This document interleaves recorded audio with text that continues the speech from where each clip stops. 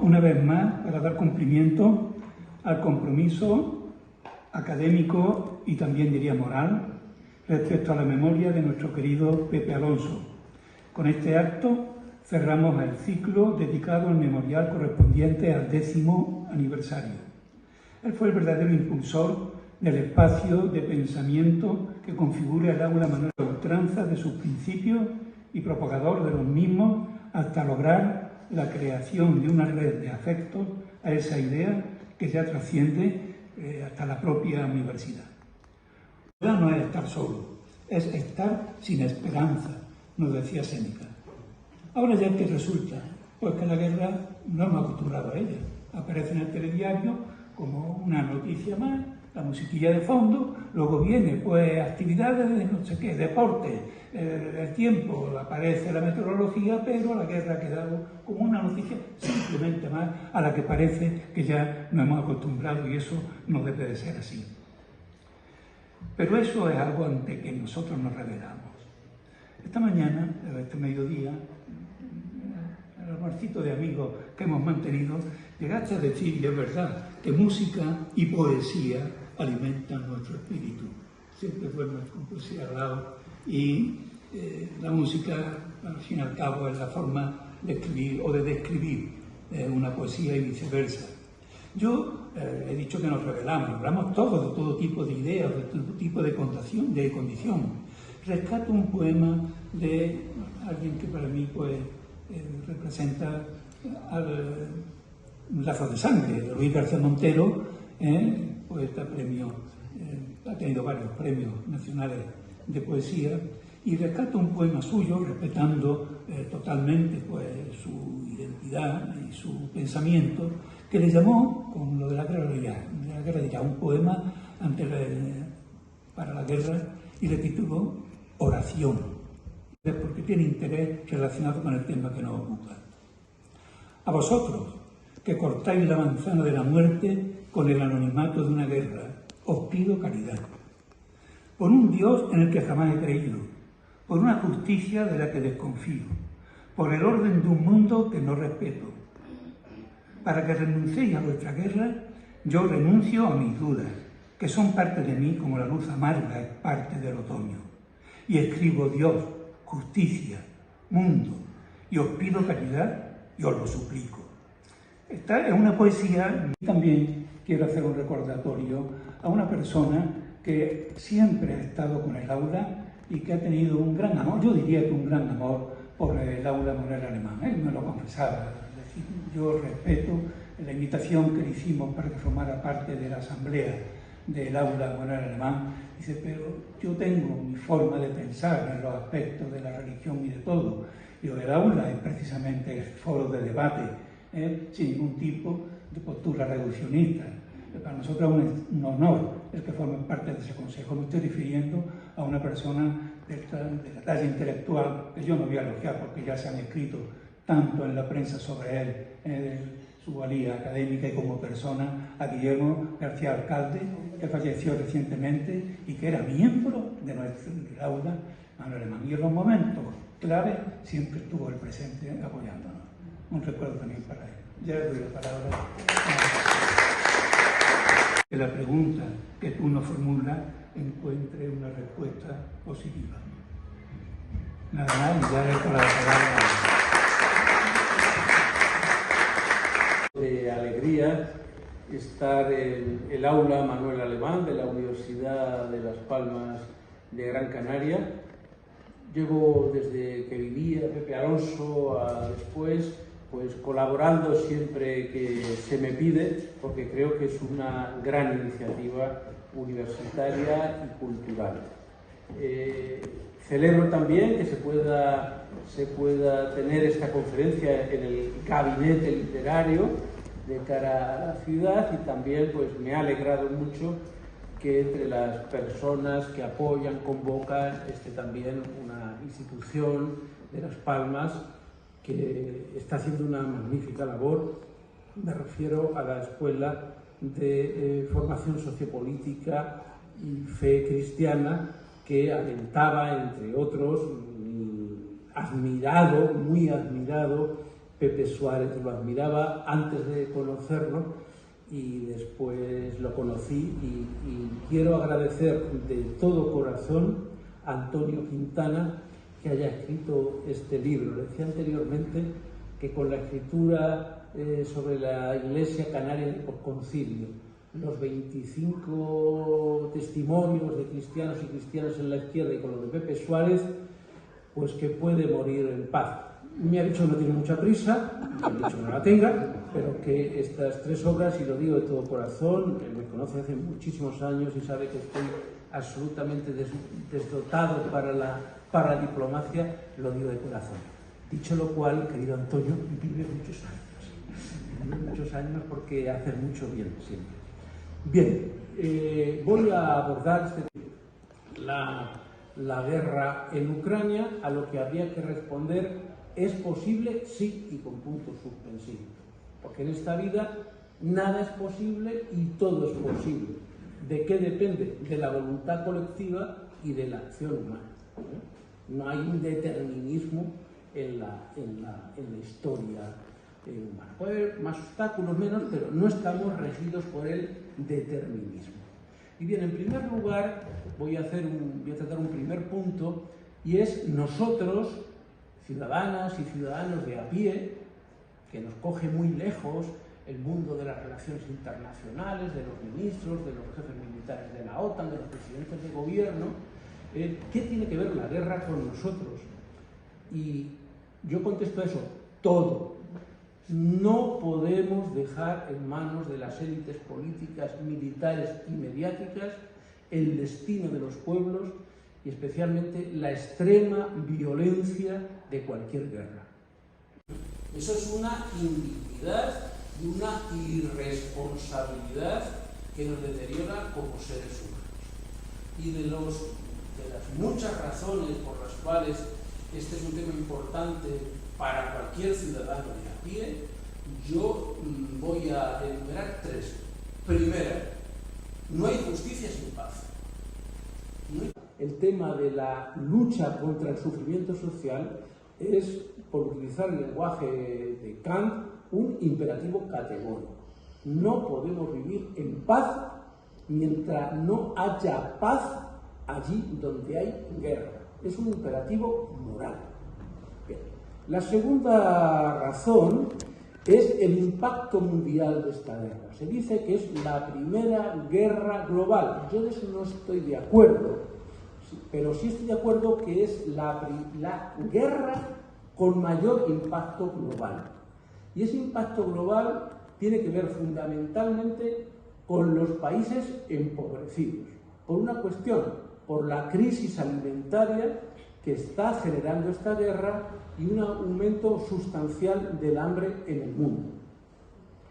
Esta sería la segunda razón. Y la tercera es que mientras haya esta guerra, donde las grandes potencias del mundo, como vamos a ir viendo, están interviniendo, estamos ante un inmenso obstáculo, tanto político como económico, para poner en el centro lo que es lo más grave que está sucediendo en el mundo, que es la crisis ecológica y la pobreza absoluta.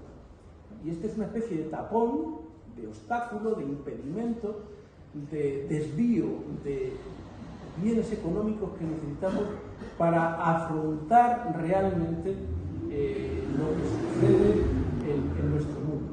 A eso habría que añadir, a esas 3 razones que había anunciado, otra que también me parece importante, y es el repunte de la nuclearización en el mundo. La vuelta a la centralidad de las armas nucleares, o al menos del inmenso miedo nuclear que desde luego yo tengo. No es una locura decir que es posible una tercera guerra mundial. Como lo que nos parece terrible e inverosímil, tendemos a decir eso racionalmente es imposible, olvidamos que la irracionalidad en la historia ha sido un factor muchas veces más determinante que la racionalidad. ¿Quién iba a decir en la cultísima Alemania que ahí se iba a engendrar el nazismo? Nadie lo esperaba, ¿quién iba a decir en la Italia del Risorgimento, Risorgimento, es decir, una Italia muy culta, muy tal, pues que ahí iba a ser algo tan záfido, tan terrible como el fascismo, ¿no? Bien. Voy ahora a proceder a, por favor,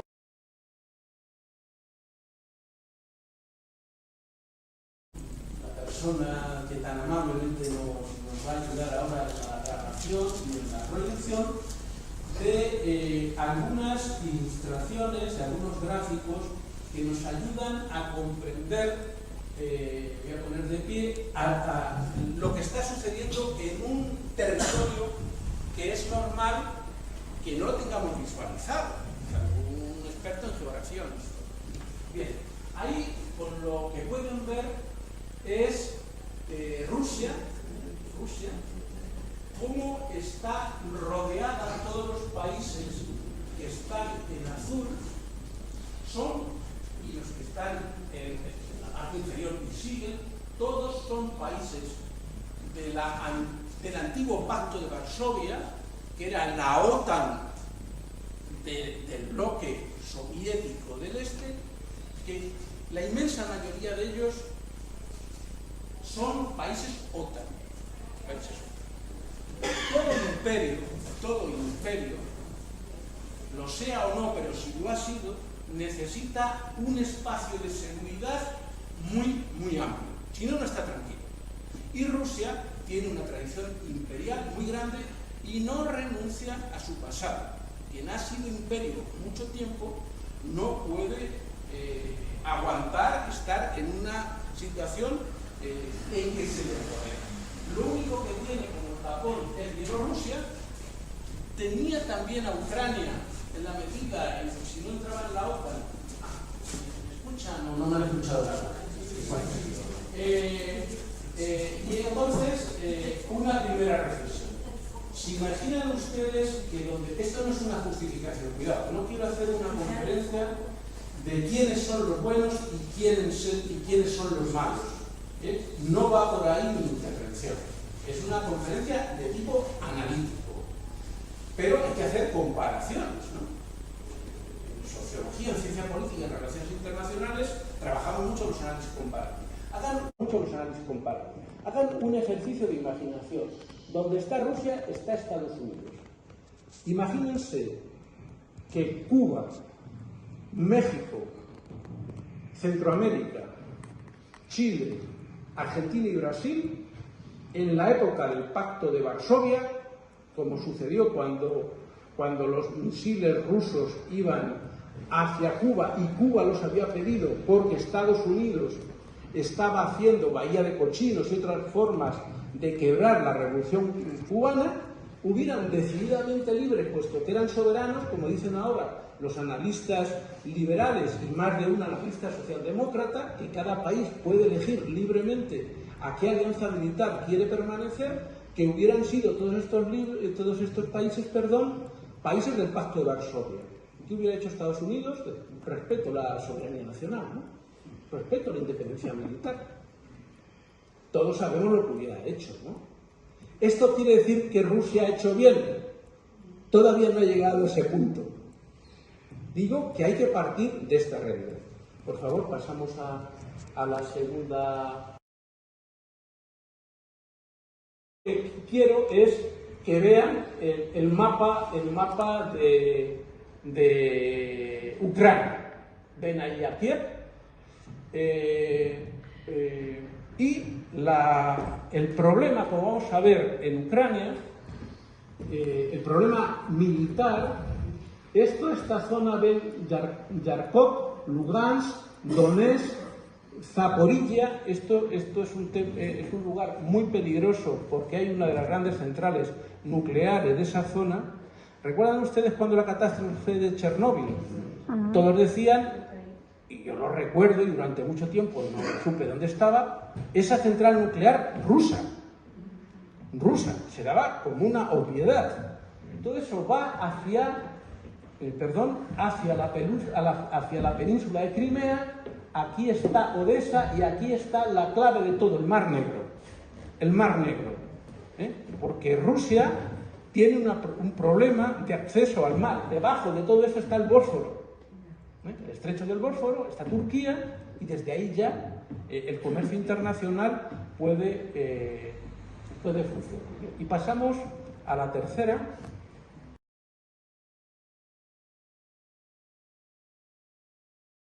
Un pelín más bajo. Un pelín más bajo.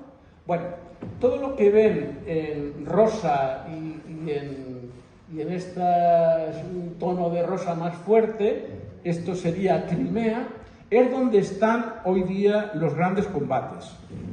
Esto es un mapa. Cada semana Radio y Televisión Española publica el mapa de los combates de esa semana en Ucrania. Esta es la última semana.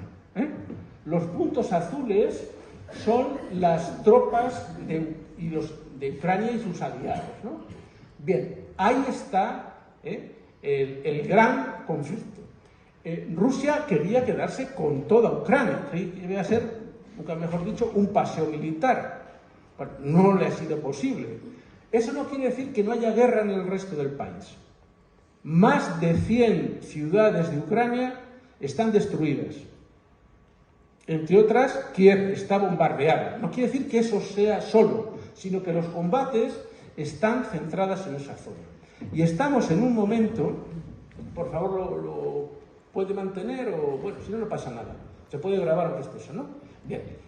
Muchas gracias, muy amable. Ya no es necesario. Bien. Estamos en un momento terrible. Ahora viene el momento más duro de la guerra. Lo que hemos visto hasta ahora es la nada. Porque ahora es el momento de la gran ofensiva. De ir hasta el final, a ver quién vence. Esta gran ofensiva está preparada para primavera, pero como la irracionalidad preside también la historia, resulta que un soldado, que a saber quién había detrás de ese soldado, Estados Unidos, desclasificó los planos y las estrategias y los documentos de la gran ofensiva. Y claro, llegó a Rusia, con lo cual, pues bueno, eso es que en un momento trágico es difícil decir que es de risa, pero la irracionalidad preside los comportamientos humanos. Por lo tanto, han tenido que retrasar y cambiar la ofensiva de Ucrania y sus aliados. La rusa la tienen preparada desde hace mucho tiempo y ellos son una gran potencia y conocen también el terreno. Ha acontecido en la última semana, en el encuentro del G20 en Hiroshima, un crecimiento de la escalada militar sumamente peligroso, que es la aprobación de la venta de los F-16, los aviones F-16 de combate aéreo, a Ucrania. Esto ya sube mucho la tensión, porque ya vamos a combates en el aire. Y claro, Rusia puede estar diciendo, bueno, los tanques son alemanes, polacos, no son ucranianos, pero es una implicación cada vez mayor de las fuerzas de la OTAN en los combates sobre el terreno. Y esto radicaliza las posiciones. Bien. Entonces, esta es la situación en la que nos encontramos. Vamos hacia unos momentos de guerra terrible, en la que puede pasar de todo, y yo intentaré mostrar algunos escenarios. Bien. Para comprender la situación en Ucrania, hay que tener unas mínimas claves históricas. El periodismo, que es una profesión maravillosa, y los medios de comunicación de todo tipo, muchas veces están muy prisioneros de lo inmediato de la realidad. Pero para comprender el presente es inevitable la historia. Gramsci decía que todo sucede en la dialéctica entre pasado y presente. Entonces, en el conflicto actual en Ucrania hay una serie de nudos históricos que hay que tener un vago conocimiento para ver la complejidad de la situación. Lo que nos están vendiendo los medios de comunicación occidentales y ha calado en la inmensa mayoría de la población es lo siguiente. En Rusia hay un ser diabólico, hijo del gran Satanás, que se llama Putin, y además está loco. y le ha dado por entrar con tanques en un país muy pacífico e ir a por ellos. Y entonces es normal que los nuestros vayan a por él. Eso es lo que mayoritariamente está en la población y hasta en los periódicos tenidos como más serios de España, que muchas veces parece que pertenecen a la oficina de propaganda de la OTAN. Porque una cosa es tener una línea editorial, eso una empresa periodística puede tener, y otra cosa es, por principio, no publicar los pensamientos y análisis de personas muy inteligentes y racionales que matizan lo que está sucediendo en Ucrania y la complejidad que tiene. Entonces, para adquirir esa complejidad, voy a dar muy brevemente, porque no les quiero cansar, algunas claves de tipo histórico para comprenderlo. Y nos retrotrae, no se asusten que bien rápido, a la Edad Media, a la creación del Rus de Kiev. El Rus de Kiev era un conjunto de tribus, como era propio en esa zona del mundo, que se van fusionando, que alcanzan en el desarrollo del tiempo una identidad colectiva que va a ser la religión ortodoxa, el cristianismo ortodoxo, que ha configurado durante siglos la identidad colectiva de esos pueblos y que curiosamente convierte el marxismo-leninismo en un paréntesis ideológico-cultural de 70 años o así, y vuelve curiosamente la ortodoxia más ultranacionalista a Rusia. Pero claro, en Ucrania también hay ortodoxos, y entonces hay una quiebra en esa identidad colectiva, pero claro, eso ha unificado a los pueblos. Otro momento clave muy importante es que a mediados del siglo XVII hay una unificación entre Rusia, que era un inmenso país geográfico, y poblaciones y grupos de lo que hoy llamamos Ucrania.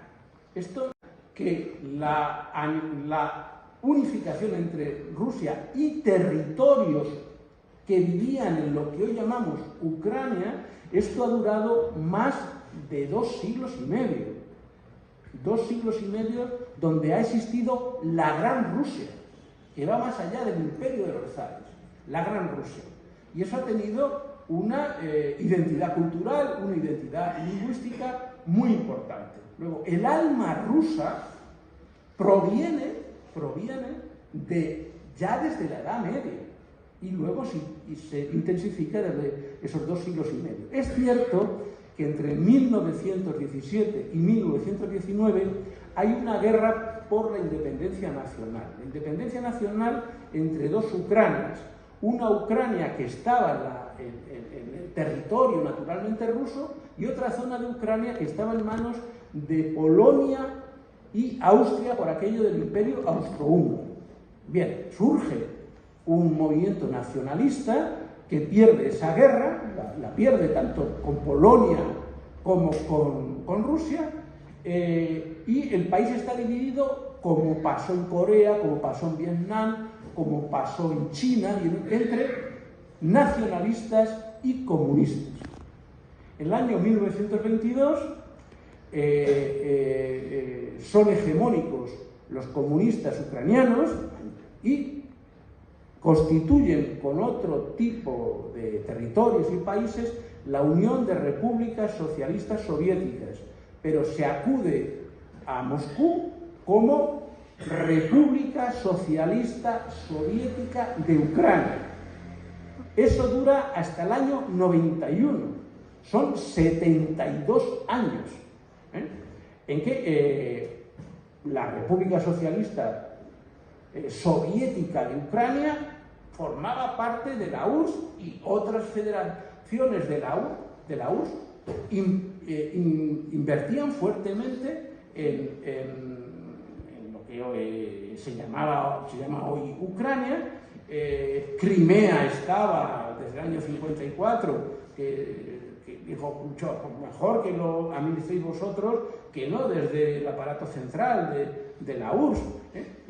Y el ruso, en Ucrania no existía, pero el ruso era como el inglés ahora para toda esa zona. cultural, económica, políticamente, en una zona rusificada. Bien.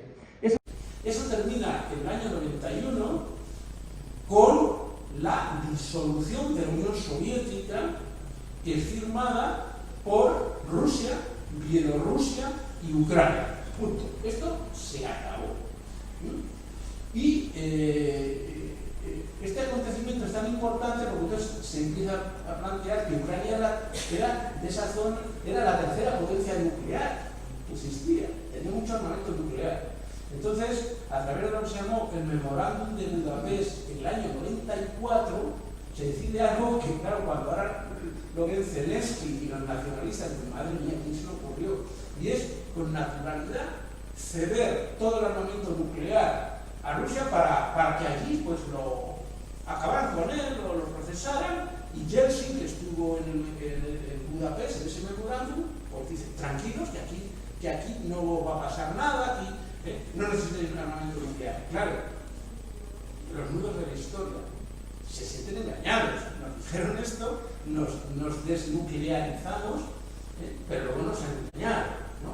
Entonces, ahí el sedimento es muy importante. Bien, en el año 1994 se inicia todo el proceso electoral que llega hasta nuestros días y el país queda dividido, hay una multitud de partidos, hay una mafia ucraniana, igual que la mafia rusa, porque las mafias son las que dominan el espacio postsoviético, pero hay una gran tensión entre partidos prorrusos que quieren ser ucranianos, pero que quieren una vinculación muy fuerte con Rusia y con el espacio creado que se llamaba la Comunidad de Estados Independientes, algo no igual, pero para entendernos, análogo a la Unión Europea, que no es exactamente eso, y otros que son prooccidentales, y lo vamos a hacer con Rusia, que es pobre, que ya es una potencia de segunda fila, cuando la prosperidad está en Europa y la seguridad no la va a dar la otra. Entonces, se van sucediendo unos gobiernos con otros con muchísima tensión entre ellos, y eso estalla en el año 2014.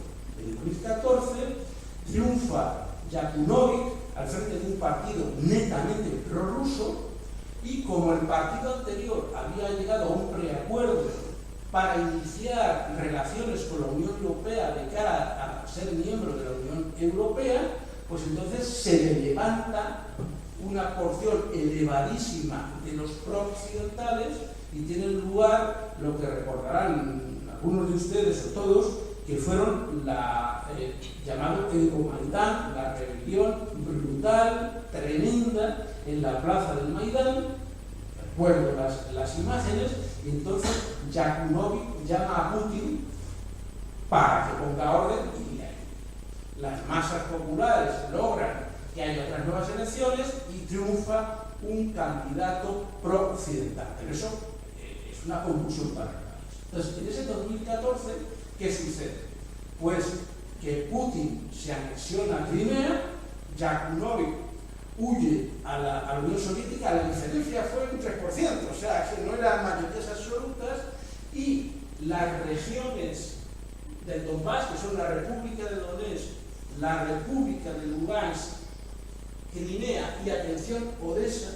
En Odessa suelen ganar siempre los candidatos municipales prorrusos en torno al 54%. Es una ciudad que habla a la vez ruso y ucraniano, ruso y ucraniano, y que está muy cerca del Mar Negro. Entonces, esas regiones son muy ricas, están muy industrializadas. Entonces, inician un levantamiento armado contra el gobierno pro-occidental que, según ellos, ha dado un golpe de Estado contra Yakunovich, que allá ha unido a Rusia. Y entonces piden a Putin que las reconozca como repúblicas. Ellas no se quieren ir de Ucrania, quieren ser repúblicas independientes. Es como si Barcelona, Cataluña, la Comunidad Valenciana y Canarias sería Crimea, dicen, pues se acabó. Vamos a ser nacionalistas, y Portugal, que fue un imperio en estas zonas, pues le pedimos, oye, Portugal, ayúdanos, que los españoles no quieren que nosotros nos volvamos independientes, ¿no? Y entonces empieza ahí una guerra muy fuerte en la que intervienen los ejércitos del gobierno. Empiezan también ciertos batallones neonazis que acuden al terreno, y esa guerra la van ganando los de las repúblicas prorrusas. Entonces, eso es un estallido militar que estalla, nunca mejor dicho, y la comunidad internacional interviene para pacificar eso, porque es una guerra en una zona muy sensible.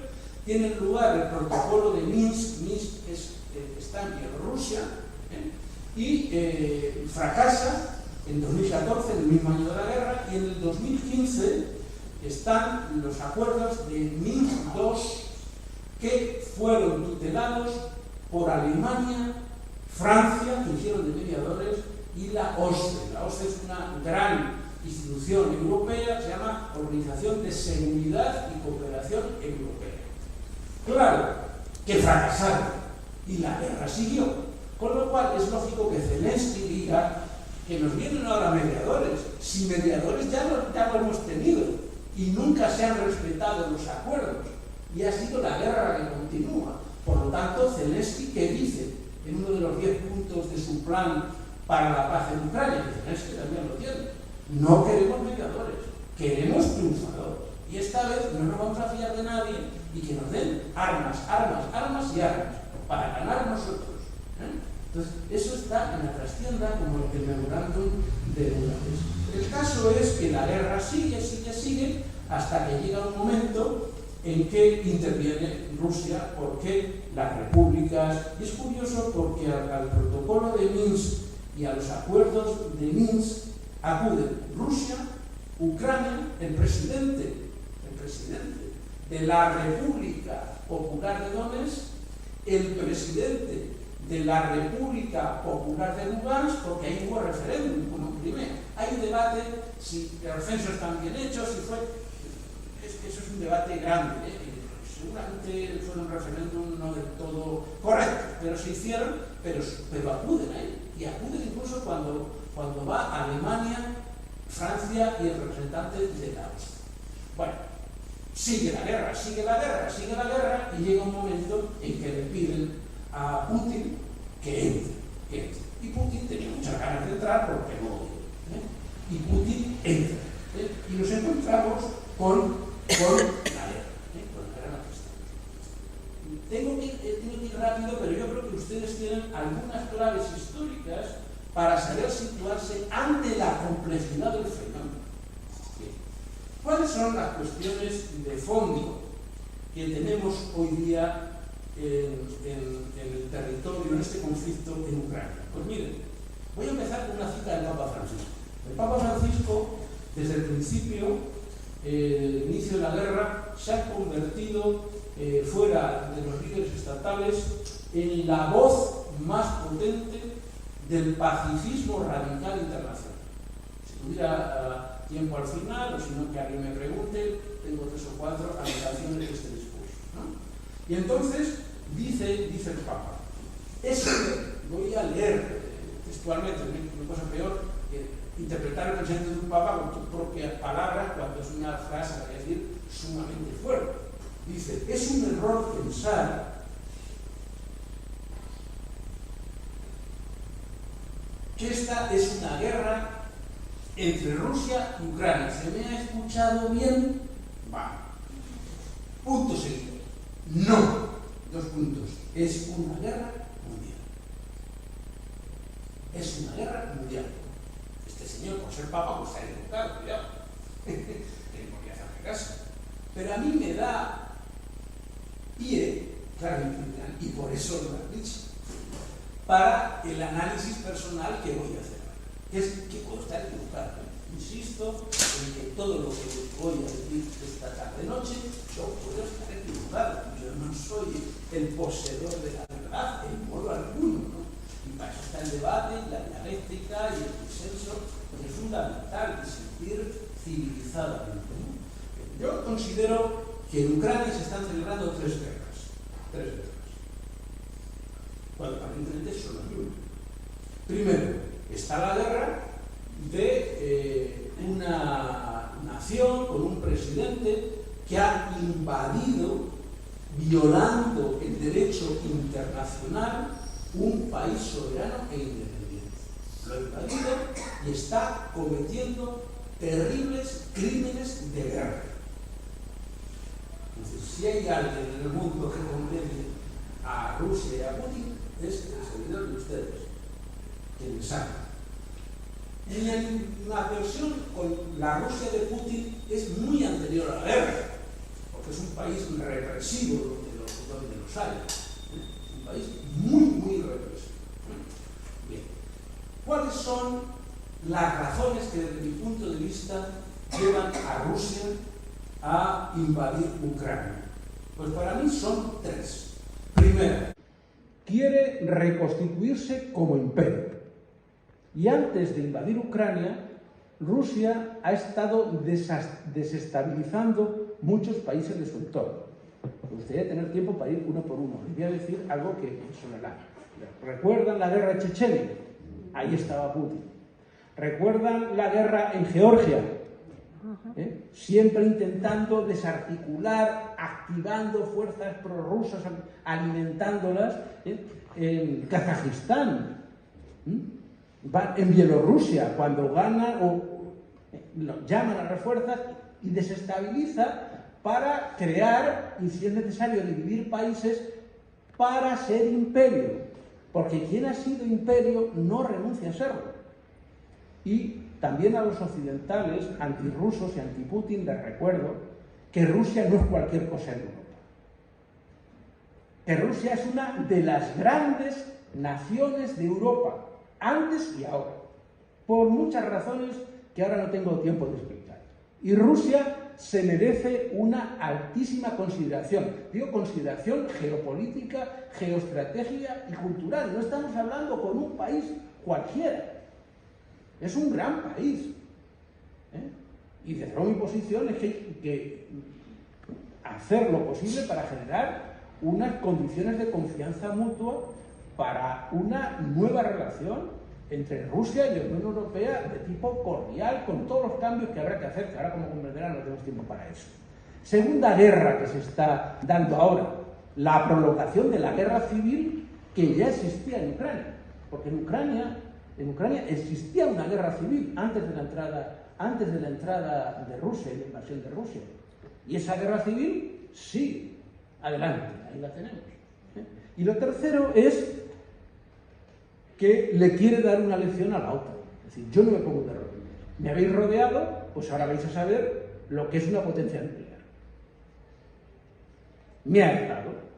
Porque claro, en 2008, que es cuando se invita a Ucrania a que entre en la OTAN, los papeles de Wikileaks, recuerdan, porque siempre hay un periodista inteligente o un soldado que parece despistado, pero alguno ha dicho, hazlo tú. Ahí había un cable del embajador de Rusia en Ucrania, que ahora es el director de la CIA, en el que le decía al presidente de Estados Unidos, por favor, no metan a Ucrania en la OTAN, porque hay peligro de alta violencia e incluso de una guerra civil. El embajador estadounidense en Ucrania. ¿Qué hizo Estados Unidos? Parar, pero entró como asesor militar en Ucrania. Y Estados Unidos en 2008 ha formado a 80.000 miembros del ejército ucraniano que no estaba modernizado. Ha sembrado el país de centros militares y sobre todo ha llevado inteligencia militar, generales, y conocen el terreno Ucrania para la guerra como Estados Unidos. Son los que están dirigiendo la guerra. Los que están dirigiendo la guerra son generales y técnicos en inteligencia militar, en estrategias estadounidenses que llevan allí desde el año 2008. Entonces, esto es una cosa que hay que tener en consideración. Tercera guerra que se está dando, que es la más importante, y que no se habla. Es una guerra entre tres imperios. uno que lo ha sido, otro que lo es y otro que lo quiere ser. Es una guerra entre Estados Unidos, Rusia y China. Y eso es lo más fuerte que se está haciendo hoy día, desde mi indiscutible punto de vista, en Ucrania. En primer lugar, un enfrentamiento de Estados Unidos con Rusia, que lleva desde la caída de la Unión Soviética. Quiere, todo imperio tiene que dominar el máximo de territorio, o deja de serlo, no puede pararse.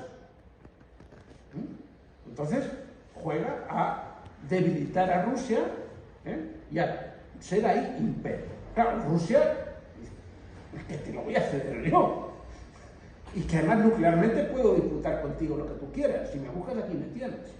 Segundo, ¿qué es lo más peligroso de todo? Guerra que se está dando entre Estados Unidos y China. Estados Unidos está obsesionado con China y va a por China, va a por ella. Y la prueba es que la OTAN, que es una alianza militar que se crea para un territorio occidental, en la reunión que tuvo en Madrid, donde rediseña la estrategia militar de la OTAN, pone en el centro China. Y en el último G7, donde se ha autorizado la venta o la cesión de los F-16, vuelve de nuevo China a ser un objetivo de la OTAN. ¿Para qué? Para impedir lo que ya China está haciendo. Y es que Occidente no ha sabido trabajar con lo que hoy llamamos el sur global. Hay un odio a Occidente muy fuerte en Asia, en África y en América Latina. Hay un libro de uno de mis maestros, Jan Ziegler, que se llama Odio a Occidente. Eso está muy presente. Y en África, el odio a Francia, y lo sé de primera mano, es radical. China se ha quedado con el sur global. Y además ha encontrado a un aliado que no se esperaba, que es Lula. Vamos, que Estados Unidos añoran a Bolsonaro, se lo aseguro del todo. Que le van a hacer la vida imposible a Brasil está más claro que el agua. Que si tienen que llegar a desestabilizar a Brasil, lo van a hacer. Entonces, esa guerra se está dando también en ese territorio. Aunque luego lo recogeré, por si acaso no hay tiempo, quiero ya decirlo. La próxima guerra puede ser Taiwán. La próxima guerra puede ser Taiwán. Porque se dan condiciones muy parecidas a la de Ucrania. Y Estados Unidos tiene mucha gana de entrar contra China de frente. Y ya ha hecho una alianza con Australia, con Japón, etcétera, etcétera, ¿no? Está comiendo el comercio internacional.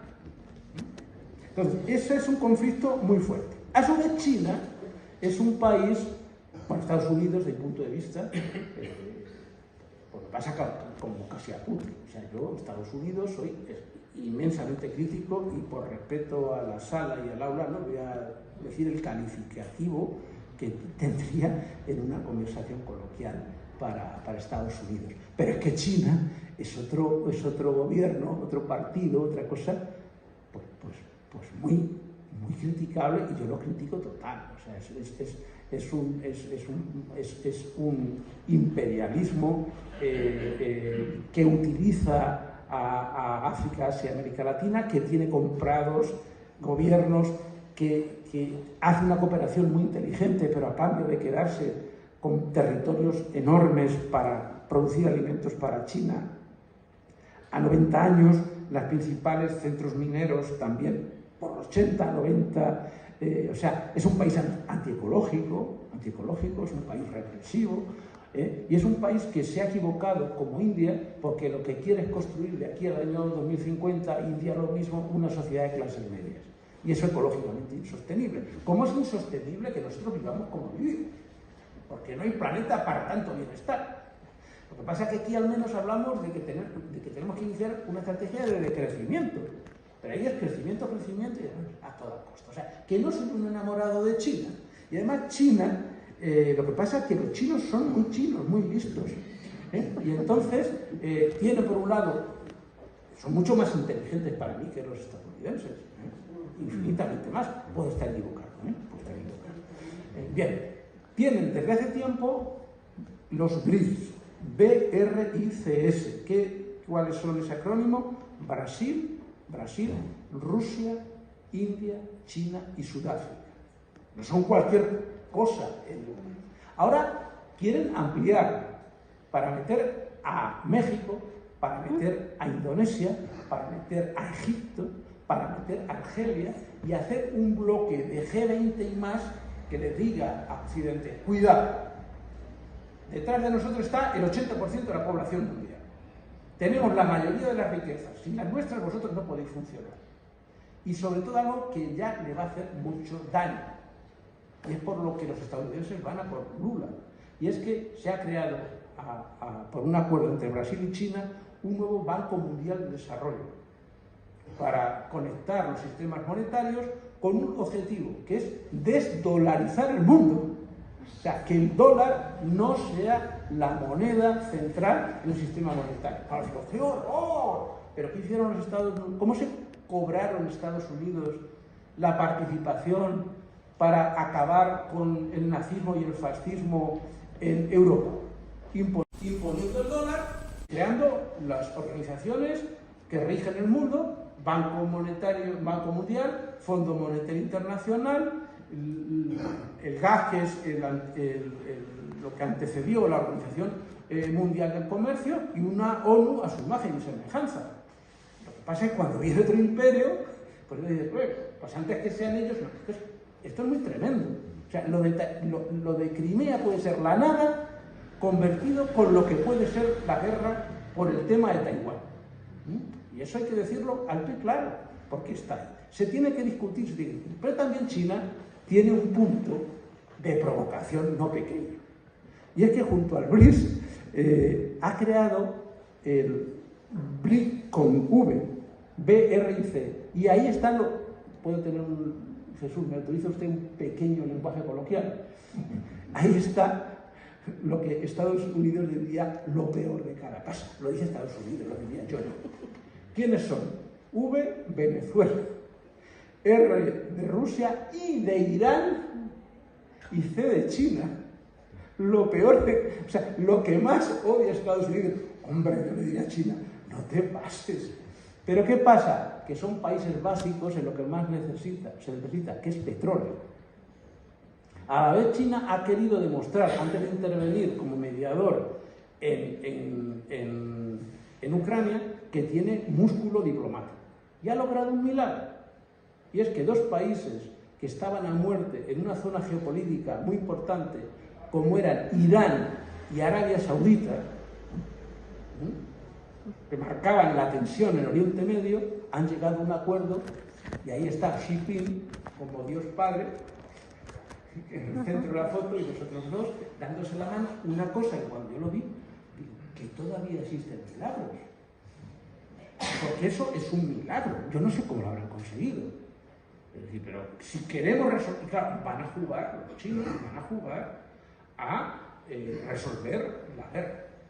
Ya anticipo algo porque veo que me estoy pasando de tiempo y no quiero cansarme, seguramente ya estamos cansados, ¿no? Y es, la guerra podría terminar mañana en sentido alegórico, es decir, en un mes, si dos países lo quieren. Si China y Estados Unidos quieren que mañana pare la guerra se para. Punto y se acabó. Porque ¿qué es Ucrania sin Estados Unidos? Yo para preparar esta conferencia, no le voy a dar los datos, he estudiado país por país de los 41 que le están dando ayuda militar a Ucrania, cuánto ha puesto cada uno. Es que la Unión Europea, que parece, por cierto, España pone muy poco, lo cual me alegra. Si no pusiera nada me alegraría más. Pero es muy poco lo que pone el gobierno. Y eso hay que decirlo también. Que están apoyando, apoyan, pero en dinero, pero muy poco. Pero está claro que Estados Unidos es el que más pone. Por tanto, es Estados Unidos y es el que dirige la guerra, no puede hacer nada. ¿Y dónde va Rusia sin China? Es que no va a ningún sitio. La economía rusa es muy pobre. Lo que pasa es que tiene dos cosas. Tiene mucho gas y mucho petróleo, y es una potencia nuclear. Pero luego es un país con una economía pobre, no tiene salida. No tiene salida. Los rusos pues son un pobre con mucho armamento y con mucho gas y mucho petróleo, del que cínicamente se ha estado aprovechando Europa. Cuidado, que Putin malo, pero ¿saben quién era uno de los máximos responsables de la empresa estatal rusa de gas y petróleo? El líder de la socialdemocracia alemana, Gerhard Schröder. ¡Hombre! No era un demócrata cristiano, no era un liberal, era uno de los grandes padres de la socialdemocracia moderna en Europa.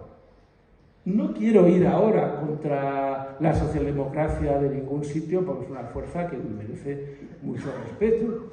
¿Pero qué quiere decir esto? Que había un cinismo. Angela Merkel, pero ¿qué iba a ser de nosotros sin el gas? Claro, Estados Unidos lo ha vendido fenomenal, porque lo que no lo compran estos, ahora no lo van a comprar a nosotros. Y decimos gas licuado, y España gas licuado. ¿Saben ustedes de dónde viene casi el 60% del gas licuado? De lo que se llama fractura hidráulica. ¿Qué es la fractura hidráulica? El fracking. Una de las prácticas más antiecológicas. Claro, Biden es también el representante del gran capital norteamericano que quiere hacer negocio aquí. Claro, todo eso hace muy compleja la situación. Bien, vamos a ver qué corto para seguir. Bueno. En torno al muy interesado, no le digo a un estudiante que está escuchando al profesor, el cerebro más interesado en un tema, en torno al minuto 45 ya no procesa. Entonces, por lo general, si un conferenciante no es un cínico, que los hay y muchos, y se prepara con ardor la conferencia como servidor hecho por el inmenso respeto que me merece la Universidad de Las Palmas, el aula Manuel Alemán, su director, que quiero y admiro, Jesús Pérez Peña, los jóvenes que le rodean, que conozco, quiero y admiro. Bueno, pues entonces, pues sí, me lo he preparado, la verdad. Pero claro, yo estoy en un momento que podría estar aquí a lo mejor hasta las 7 de la mañana y vamos ahora en el momento en que... Por favor, mi cerebro no procesa. Bueno, pues entonces hago cortes y voy a ir adelantando y prácticamente terminando. Bien, ¿cuáles son las cuestiones? Porque hay unas cuestiones de fondo, unas cuestiones de fondo, insisto, que puedo estar equivocado en todo, por favor, que no me hagan mucho caso, salvo si su cerebro está de acuerdo con alguna cosa, pero yo la ley de la dialéctica la estimulo mucho, tesis y por favor muchas antítesis, disensos, y luego ya la síntesis es una cosa muy personal. Bien, entonces, ¿cuáles son las cuestiones inmediatas? Primero, alto el fuego, sí o no. Es una cuestión inmediata. ¿Quiénes están por decir, la guerra tiene que seguir? Pues está la OTAN y está el gobierno de Ucrania, y está Rusia. ¿Quiénes dicen que hay que ir a negociaciones? Pues las pocas países e instituciones que han intervenido, que están interviniendo a nivel internacional. Primera de todas, porque fue la primera que entró en este tema, la Santa Sede. Hablo, yo soy profesor de Relaciones Internacionales con propiedad. El Vaticano es la ciudad-estado geográfica, pero a nivel geopolítico, cuando se abre un manual de Relaciones Internacionales, el Vaticano es un territorio. La Santa Sede es donde reside el centro de la Iglesia Católica en todo el mundo, que es una institución mucho más fuerte que la asociación de cientos de países, etcétera, etcétera, lo cual no lo convierte en bueno. Digo que es un actor geopolítico global, lo quiera o no puede dejar de serlo.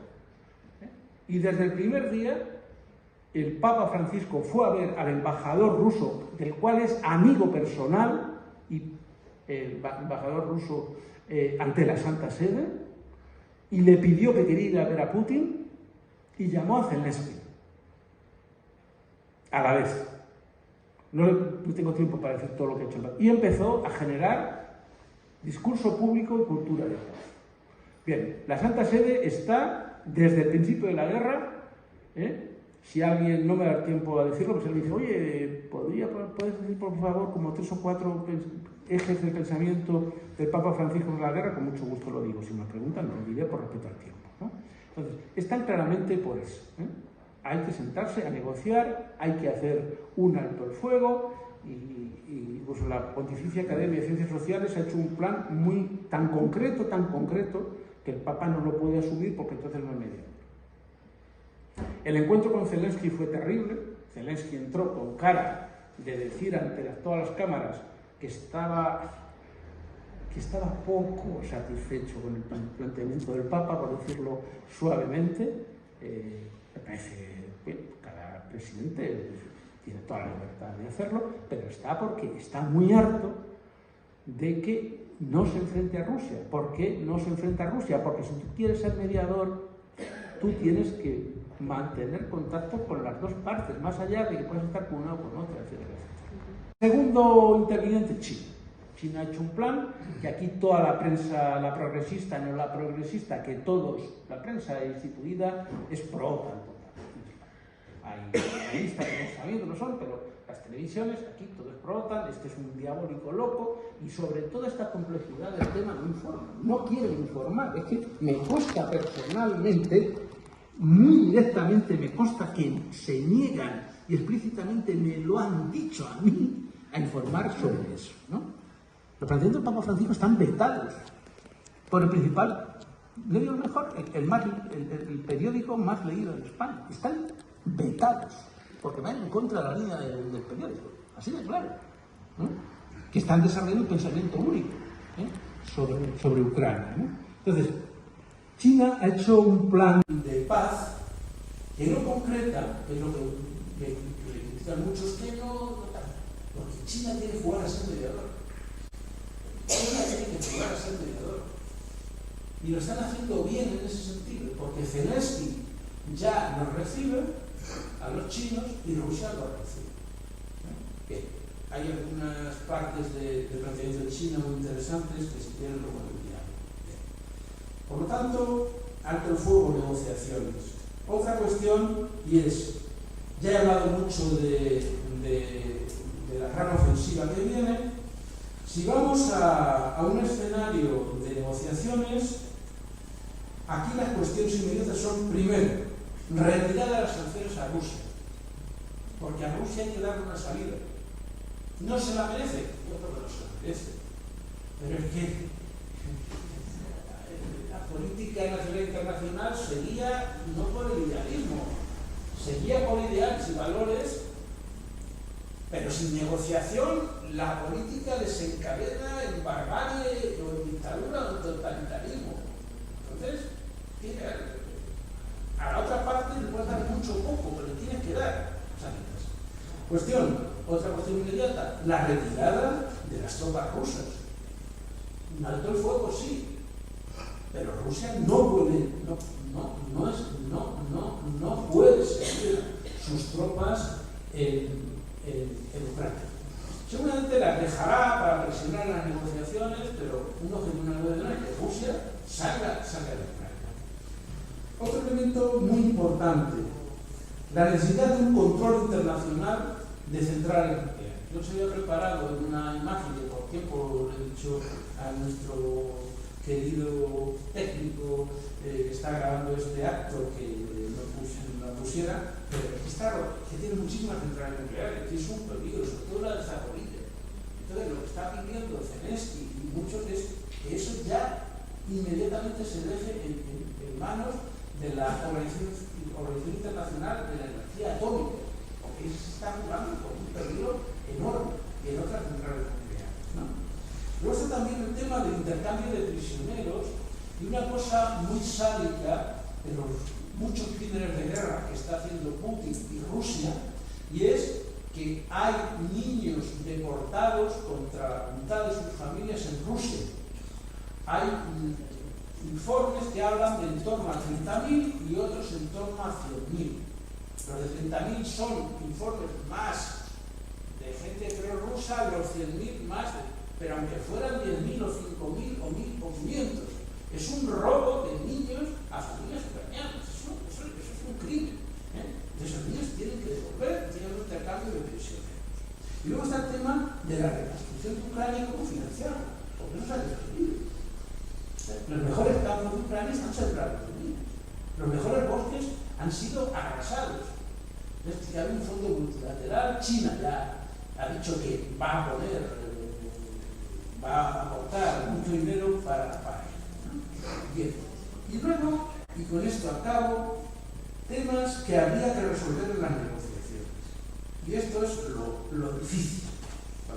Primero, ¿qué estatuto darle a Lugansk, Donetsk y Crimea? Porque Zelensky, como es natural, dice que ni un metro de territorio nacional se lo va a conceder a repúblicas tuteladas por Rusia. Y quiere recobrar Crimea. Rusia, Crimea no lo puede soltar. Como mucho, si perdiera la gran ofensiva, dejaría caer Lugar y Donetsk, porque es la salida al Mar Negro. Ese es un gran problema. Luego, ¿qué se concede a Rusia? Porque solo la salida al Mar Muerto, Crimea, Rusia también quiere Odessa. Y en la gran ofensiva va a conquistar Odessa. Entonces, ¿qué se le concede a Rusia? ¿Qué integridad territorial le va a quedar a Ucrania? Y finalmente, ¿qué va a suceder con Ucrania en sus relaciones con entra o no en la OTAN y entra o no en la Unión Europea? Ahora se dice, es que Ucrania entra en la Unión Europea. Oiga, que la Unión Europea no se entra como yo ahora mismo veo de agua. Que no están locos los macroeconomistas, mucho que haya sufrido, pero la Unión Europea tiene un proceso. Y en Ucrania hay mucha mafia y mucha corrupción y una economía muy mal gobernada, antes de Zelensky. Yo no soy con Zelensky, porque puedo bastante sobre todo esto, ¿no? La Unión Europea no puede entrar con muerte. La OTAN, claro. Zelensky dice, ¿por qué me atacan? Porque no pertenezco a ninguna alianza que me proteja. Y encima me desnuclearicé y me engañaron, porque yo podía ser una potencia nuclear, me fié de Yeltsin y me quedé sin nada. Entonces, si no me dejan entrar en la OTAN, ¿qué es lo que va a pedir Rusia en unas negociaciones? ¿Qué protección internacional militar voy a tener? Porque no me fío de Rusia y hace muy bien no fiarse. Me engañaron en el memorándum de Budapest de 1994, me engañaron en el protocolo de Minsk de 2014, me engañaron en el acuerdo de Minsk II. ¿Dónde voy con esta gente? Y ahí, con esto acabo, es donde está el escenario de una situación compleja. ¿Qué necesitamos urgentemente? Pues que China, Brasil y la Santa Sede generen una creatividad diplomática que digan: el mundo va por otro lugar, los problemas son otros, y entonces ya no solo vamos a polarizar, sino que vamos a generar un sistema mundial desconectado de Estados Unidos, del G7 y de Europa. Tenemos mucha riqueza entre nosotros, tenemos sociedades ya desarrolladas con capacidad de compra y vamos a hacer un mundo fuera del mundo. Y esta es la apuesta fuerte, por un lado, de Lula y por otro lado, de China. Y eso es un escenario que está abierto. Bueno, ¿y qué hacemos la sociedad civil? Pues estamos haciendo muy poco. Asustados, porque fijaos cuando la guerra de Irak, salvo en Alemania, donde hay una iniciativa que ya lleva 700.000 firmas que tiene un objetivo, no resolver los temas o los demasiados, sino convencer al gobierno alemán, por presión ciudadana, de que quite las sanciones y no venda material militar a Ucrania y logre autonomía energética para no depender de Rusia. En China hay más de 400 organizaciones pacifistas en más de 70 ciudades de Italia. Y algo inverosímil. El presidente de la Conferencia Episcopal Italiana, Matteo Zuppi, que es el emisario que manda ahora el Papa a Ucrania, escribió una carta invitando a ateos, cristianos, islámicos, agnósticos, a que se acudieran en masa a la manifestación pacifista en Roma. En España ya ha habido pues, una iniciativa del MPDL, una ONG se llama Movimiento por la Paz, el Desarme de la Libertad, creada por Paquita Saltillo, a la que se han sumado los principales sindicatos, las principales asociaciones de investigación por la paz y algunas asociaciones vecinales, que han escrito un documento instando al gobierno español para que en el periodo del semestre que va a estar al frente de la Unión Europea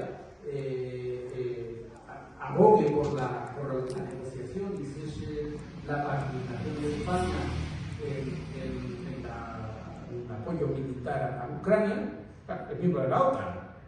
Pero es que el segundo miembro del MPDL es Manuel de la Rocha, un dirigente de la izquierda socialista del PSOE, que era consejero de educación en el gobierno de Leguina y que mantuvo hasta el final que el PSOE dijera no entrar a la OTAN. Como el partido cambió radicalmente, él dejó la Consejería de Educación en Madrid. Pero que España está en la OTAN. España está en la OTAN y el presidente de gobierno está por Putin quitando sus hermanos de Ucrania, lo cual es razonable, pero bueno. Y la Unión Europea puede hacer otra cosa, porque claro, el responsable de política exterior, José Borrell, me parece que es el comandante en jefe de la OTAN, tengo que decir. O sea, la Unión Europea, un señor que siempre me ha querido muy bien, por cierto, pero es que la Unión Europea no tiene diplomacia. No tiene diplomacia, no tiene iniciativas diplomáticas, tiene iniciativas bélicas, pero diplomáticas no tiene ninguna. Entonces, ¿qué nos queda de los ciudadanos? Los ciudadanos, ¿qué estamos haciendo? Pues empiezan por Canarias. El cansancio cerebral de la neurociencia en 10 minutos es una grave violación, pero no tan grave como las que estoy acostumbrado a hacer, que son 1 hora y media. Bueno, les pido disculpas por los 10 minutos de más.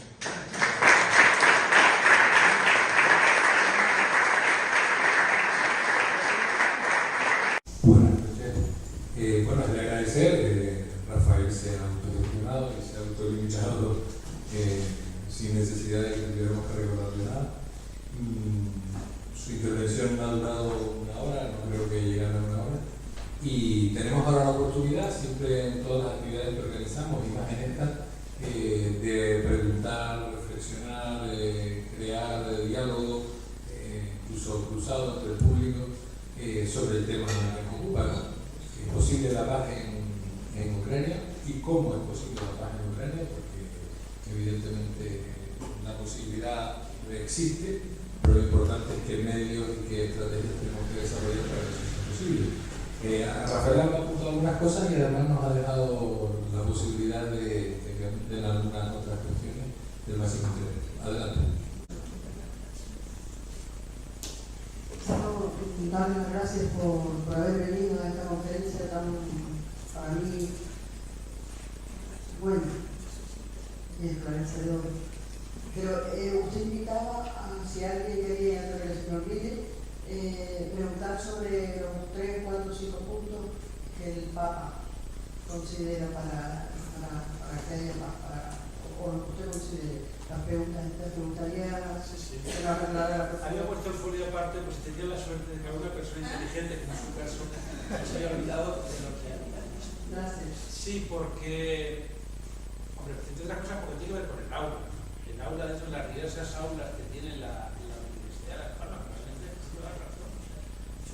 Por ejemplo, las universidades de España, digo, que conozco prácticamente todas las universidades de España, que conozco Para estar en la Universidad de España, lo que ha hecho las diversas aulas de la Universidad de Las Palmas, ¿no? Pero esta es lo razonable.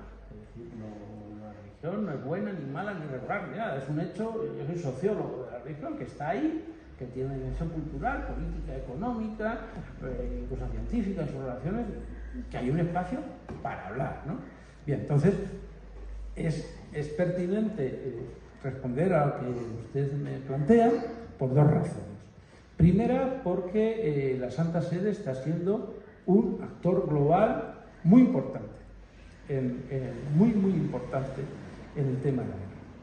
Yo he escrito un artículo que salió hace mes y medio y que se puede encontrar en internet, salió en el Diario Público, pero lo han reproducido muchas webs, que si ustedes lo buscan, pues ahí estará. Que es mi nombre, Rafael Díaz Salazar, y luego se titula ¿Cuántos tanques tiene el Papa para la paz en Ucrania? Y ahí un poco condenso el primer pensamiento del Papa y al hilo de eso mi pensamiento, que no tiene que ver con lo que he dicho, que ha sido distinto, ¿no? ¿Cuántas divisiones tiene el Papa? Eso ¿Cuántos tanques? Eso lo preguntaba Stalin, ¿no? Así empieza.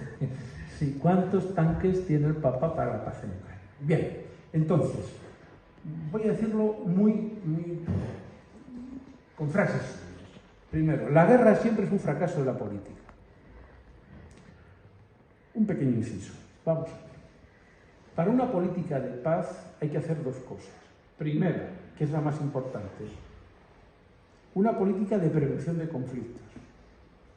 Las ciencias de la paz que existen tienen todo un sistema de indicadores para decir cómo no se resuelvan este y otro tema, viene la guerra.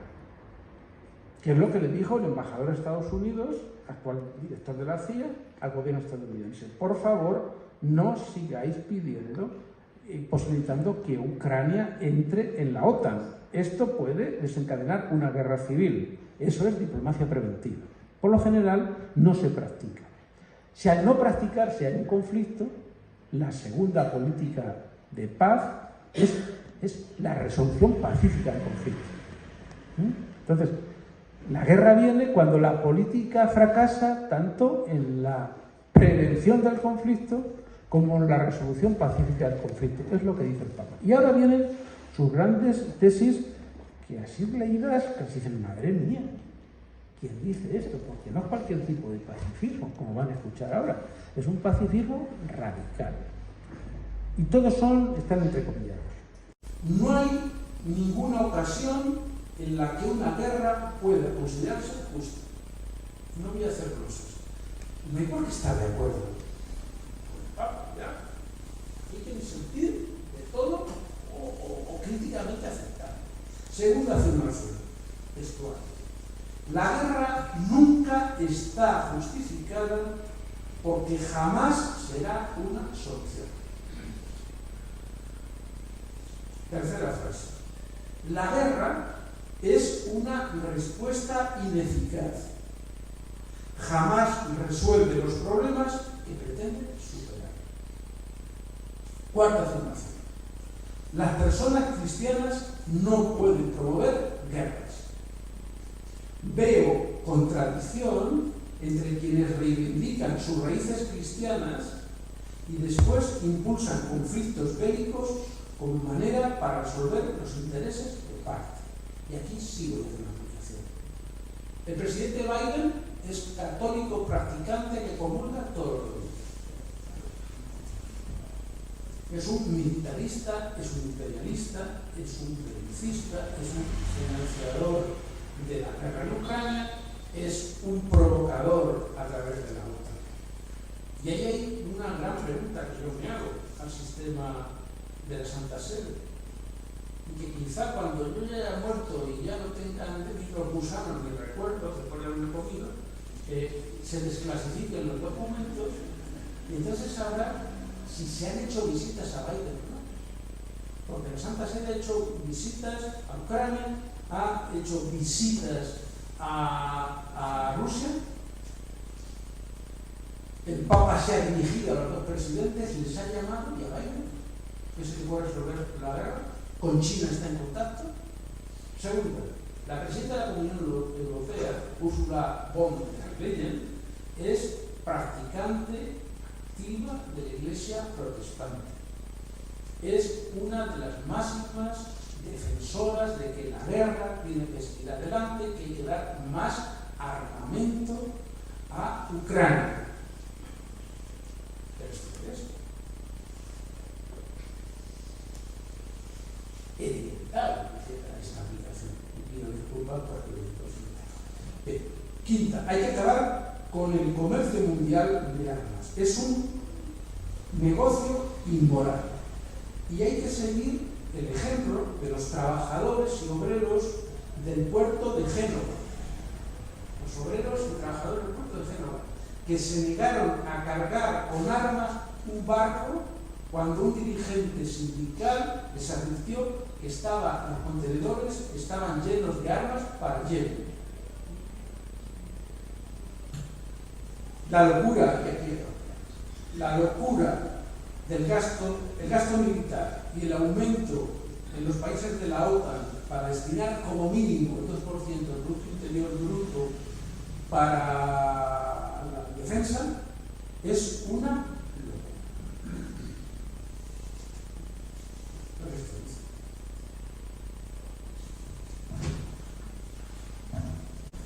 Primero, felicitarle a don Rafael por su conferencia. Agradecerle a don Jesús que haya venido aquí a sentarnos ante usted y ante todos. Y a mí de lo que usted habló, lo que más me sorprendió, en un país como Brasil, digamos, con sus problemas sociales y políticos que tiene, la importante relevancia que usted le ha dado en ese papel, porque usted me nombró China, digo, China es una potencia, me nombró a la Santa Sede, pero me sorprendió mucho el papel de actor tan potente que tiene Brasil, o así lo he entendido yo. A ver si usted... Sí. No es que yo encubra a Brasil, es que a Brasil lo encubra, lo enaltece con las críticas que también le tengo a Lula en su primer gobierno, ahora todavía lleva poco tiempo, Lula. O sea, Lula ha tenido muy claro que Brasil es una potencia internacional, y es cierto, es una potencia internacional no tan conocida, es una potencia industrial, es un país enorme.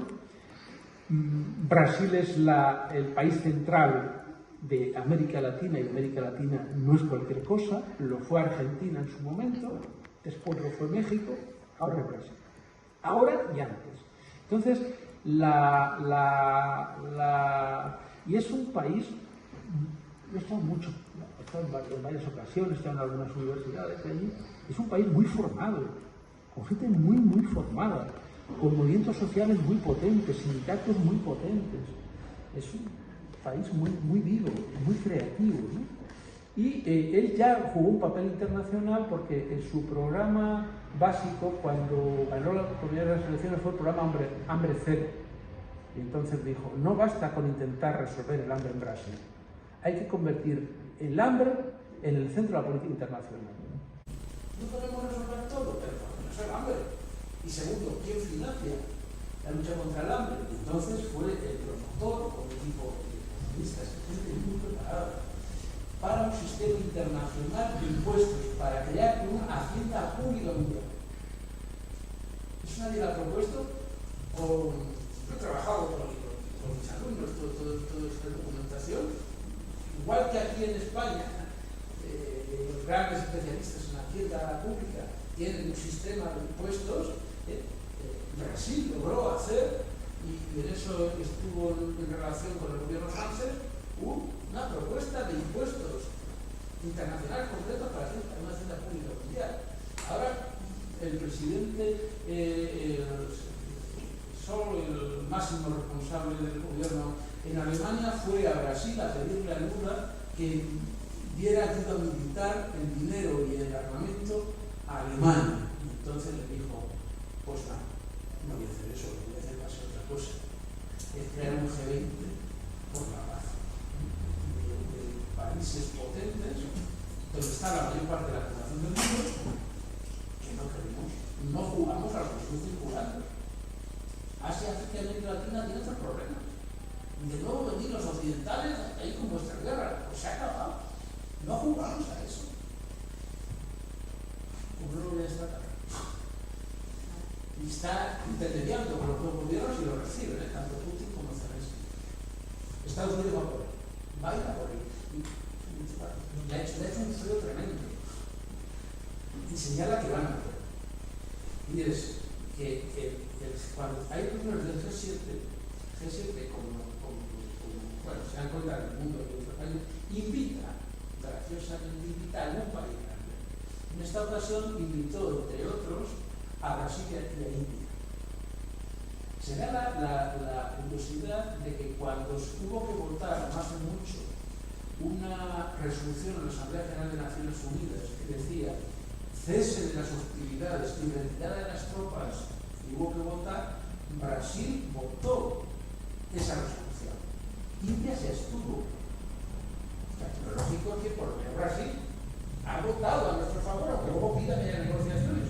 ¿Con quién hablaron los del G7? Con India, no con Brasil. Van a poder. Sí, buenas tardes. Pues nada, yo tuve una suerte de estar hoy aquí en esta conferencia y la suerte también porque yo soy de Crimea, yo soy ucraniano, vivo en Las Palmas 21 años viviendo y he vivido muy cerca, bastante cerca de lo que fue la elección de Crimea, donde empezó todo, y escuchando pues, la historia, lo que ustedes han proporcionado, pues también eso aquí a lo presente, pues lo estoy viendo que la historia incluso de la medieval en 2014 de la elección de Crimea, en 91, pues todo, no sé dónde usted ha leído esta historia, porque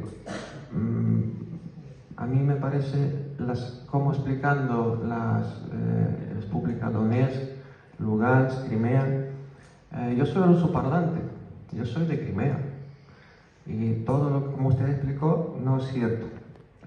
Y Putin además confirmó que él amenazó con arma nuclear cuando anexionó el Crimea. Y las votaciones fueron todas manipuladas aquí en Crimea. Y ahora pues, hemos podido ver en Kherson, que los ucranianos liberaron Kherson, cómo manipularon ellos también las votaciones a favor de Rusia, como se conoce. Pero de repente, pues, ucranianos liberaron Kherson y pues nada, ¿dónde quedó aquello? ¿Cómo manipularon todas las votaciones? Todas las armas que han traído a Ucrania trajeron de Rusia. Y mi pequeña pregunta, ¿podría ser vuestro discurso de hoy propaganda a favor de Rusia? Es una pregunta que yo creo que podemos tener respuesta. Gracias. Bueno, pues, y le agradezco de verdad de todo corazón su intervención. Esto es una señal de que es bueno que en todas las conferencias haya gente que disienta, que critique, que rechace lo que una persona dice, porque se genera un diálogo y un debate que puede suceder. Yo he dicho en mi conferencia que yo puedo estar equivocado, y puedo estar equivocado lo que sea, pero le voy a decir cuáles son mis fuentes de información. Y voy a contestar a sus preguntas de vista. Crimea histórica, usted vive o ha vivido, conoce allí. Eso tiene algo muy importante porque usted conoce la realidad no a través de la información, como una persona como en mi caso que físicamente nunca ha estado en Crimea ni en Ucrania. Pero también cuando una persona está muy viviendo en un territorio y tiene una opinión y una visión de la realidad, también vive usted, pero es una cuestión que se puede plantear, ¿no?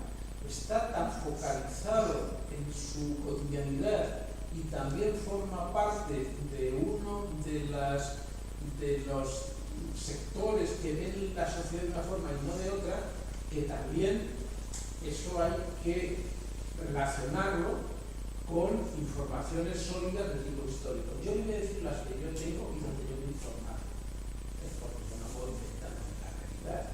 Estas cosas son fruto de... Vamos a ver. Crimea, como usted sabrá, estuvo en manos durante mucho tiempo de un kanato. ¿Qué era lo de kanato? Pues recuerden aquí Genghis Khan. Es decir, una especie de caudillo militar, administrativo, gubernativo, que en un determinado momento ese kanato cedió Crimea a Rusia. Crimea ha sido durante mucho tiempo parte de esa gran Rusia de la que formaba parte de Crimea ha sido siempre una zona del mundo dentro de la Gran Rusia, no cualquier cosa para Rusia. Como saben ustedes, los acuerdos de Yalta tuvieron lugar en Crimea. Yalta pertenece a Crimea, salvo que geográficamente esté equivocado, y le agradeceré que el público diga que esté equivocado, porque Yalta no pertenece a Crimea, y lo busco y parece. Bien, Crimea era, desde un punto de vista geoestratégico tan importante, que aunque la URSS era una federación, eso dependía del poder central dentro de la URSS. En el año 1954, Khrushchev se la dio a la República Socialista Soviética de Ucrania. Por lo que yo he leído de historiadores que conocen muy bien la historia de Rusia, la historia de Ucrania y la historia de Crimea, por lo que yo he leído, porque si no, no tendría opinión, es que en Crimea, como en Odessa, hay por un lado, prácticamente, por lo que yo he leído, se hablan las dos lenguas. Que no por hablar ruso es prorruso. Yo le agradezco mucho lo que acaba de decir. No por hablar ruso se es prorruso, en modo alguno. Pero, por lo que yo he leído, igual mis fuentes no son suficientemente fuertes, pero son fuentes universitarias, pero los universitarios se pueden equivocar, digamos que más razón que un historiador, que se lo digo de todo corazón, que usted puede tener razón y lo que yo he leído no.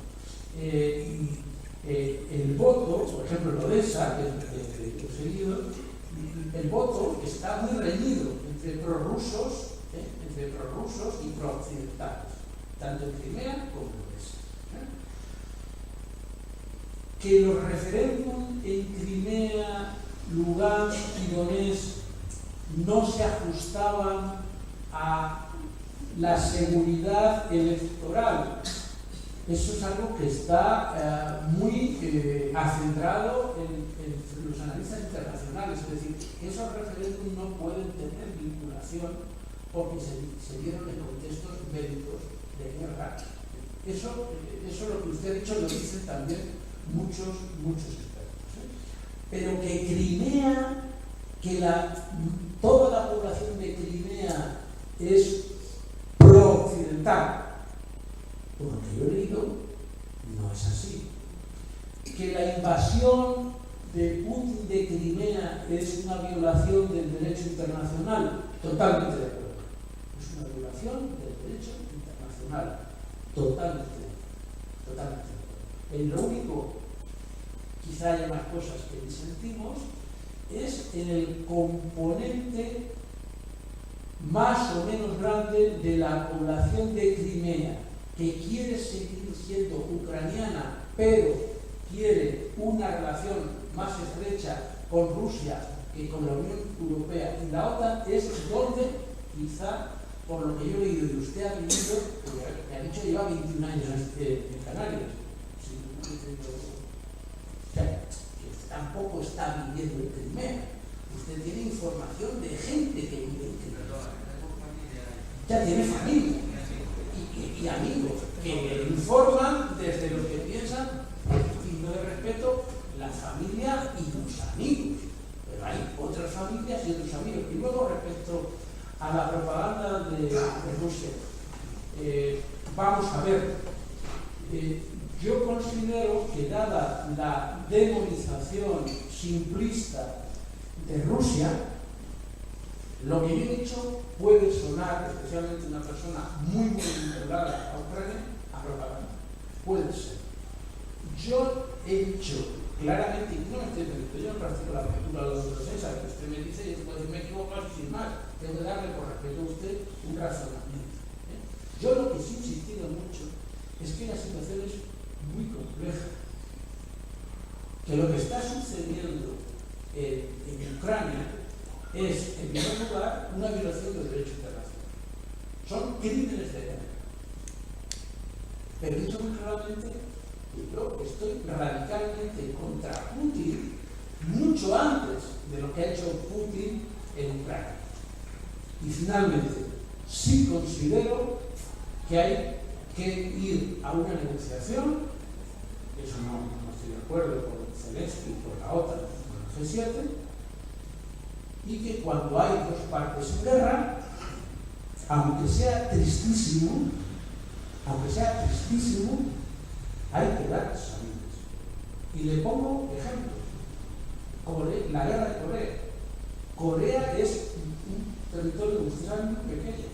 Estados Unidos entró en el 53 en la guerra de Corea. No logró Estados Unidos, que defendía la libertad frente al estalinismo, yo prefiero a Estados Unidos a Stalin, no logró vencer en Corea, y al final, ¿qué tuvo que hacer con la parte de Corea del Sur que protegía a Estados Unidos?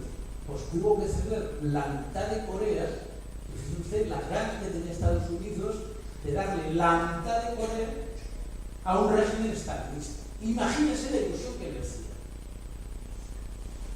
Y lo hizo. Disculpa, y esto es un buen ejemplo que tiene. Corea del Norte y Corea del Sur es un buen ejemplo. No, es un ejemplo de que cuando hay un conflicto muy grave y se va a una negociación, está el tema que yo planteaba. ¿Qué se le puede dar a Rusia, que por lo que a mí respecta, cuanto menos mejor, y cuánto se le puede conceder a Ucrania, que cuanto más mejor? Ahora bien, si eso no se hace así, lo único que tenemos es una guerra a muerte, donde inevitablemente tiene que entrar en combate las tropas de la OTAN. Y hay ya está, es así. Si queremos que esto se resuelva por una guerra tope, y te pongo otro ejemplo más cercano ahí, perdónenme que sea vehemente, que yo tengo mucho respeto y de verdad puedo estar equivocado, pero vamos a ver, ¿cuál es la foto de Yalta? La foto de Yalta es en Crimea. Churchill, Roosevelt y Stalin. ¿Qué ganas tendría Estados Unidos y el Reino Unido de concederle media Europa a Stalin? ¿Qué ganas tendrían? Ninguna. ¿Qué ganas tendrían de sacrificar la mitad de Alemania? Ninguna. Yo le digo que concedan la mitad de Ucrania, lo estoy diciendo claramente. A Ucrania cuanto más mejor, y a Rusia cuanto menos mejor. Pero esto no tiene otra salida. O unas negociaciones o guerra a muerte. Y la guerra a muerte es con una potencia nuclear. Punto y coma. De la que únicamente nos puede salvar China. Porque China ha dicho en su plan de paz que nunca va a permitir el uso de armas nucleares en un conflicto. Pero no se lo debemos a China. No se lo debemos ni a Rusia, ni se lo debemos a Ucrania, ni se lo debemos a Estados Unidos, ni se lo debemos a la Unión Europea. Otra cosa es que en una situación de locura, este señor, que no es muy cuerdo, como es Putin, diga, pues si aquí, como Sansón, si aquí se tiene que acabar el mundo, se acaba el mundo, pero a mí no me mira. Bueno, como se ha dicho desde el principio, cada uno aquí, cada persona, sacará sus propias conclusiones leyendo lo que se ha hablado. Vamos a avanzar, porque tampoco podemos prolongar la sesión en exceso, ¿no? Solemos ser bastante respetuosos, unas 2 horas aproximadamente, tenemos 2 personas que quieren preguntar. Y además creo que está aquí el tema del arma nuclear y alguna cosita más que sí querría yo invitarte a hablar sobre ello, porque ha vuelto el tema de la disuasión nuclear, ha vuelto temas muy complejos que además atañen al conflicto reciente. Pues adelante. Bien, muchas gracias. Buenas tardes. Vamos a ver. Desde la perspectiva latinoamericana, ya que estamos hablando ya del Asia futuro, no olvidemos que Francisco es de Argentina, por lo cual que Francisco es de Fuerteventura, de Argentina. Lula y todo lo que es Latinoamérica ha vivido momentos muy difíciles y mucha conciencia social. Considero en este momento que tiene las condiciones sine qua non para conformar un nuevo orden mundial también. Pero yo me pregunto, usando un poquito de retórica bromista, ¿crees que Francisco puede contener al Vaticano? Dios, esto trasciende la cosa. No, pero lo digo por el sentido de la responsabilidad de la propia Iglesia, perdónenme de una manera humorística. Ya, bueno, ¿usted se refiere más bien hacia el interior de la Iglesia? No, quiero decir si él tiene el respaldo total del Vaticano para que haga y ejecute su trabajo. Como Papa. ¿Pero respecto a Ucrania o sobre la Iglesia en general? Yo hablo de lo que conseguimos que el mundo nos dé en la guerra. Frente a la guerra, ¿qué capacidad el Vaticano tiene para gestionarla? Bueno, toda en la medida que no tiene ningún tanque. Por eso mi artículo se llama ¿cuántos tanques tiene el Papa? Ninguno. Entonces, si no tienes tanques, ¿para qué te metes? Entonces, ¿para qué está la cultura moral? ¿Para qué está la cultura moral? ¿Para qué está la creación de opinión pública?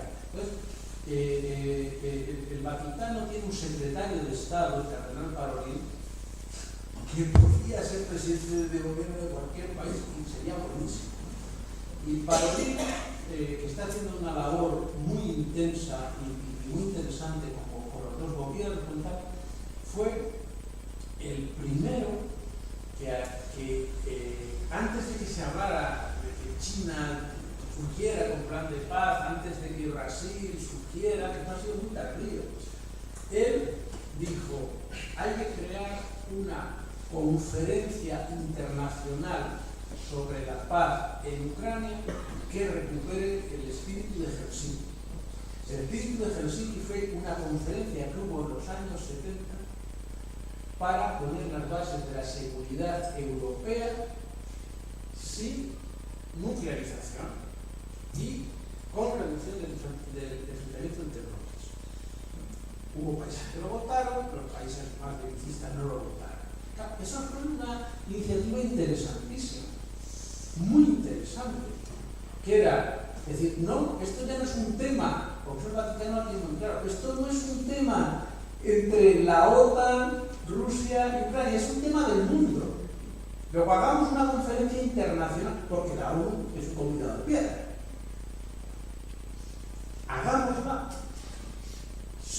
más allá de que ellos quieran o no, digámosle a ellos que queremos la comunidad de naciones, que queremos resolver los conflictos bélicos por otras vías que no sea prolongar la guerra.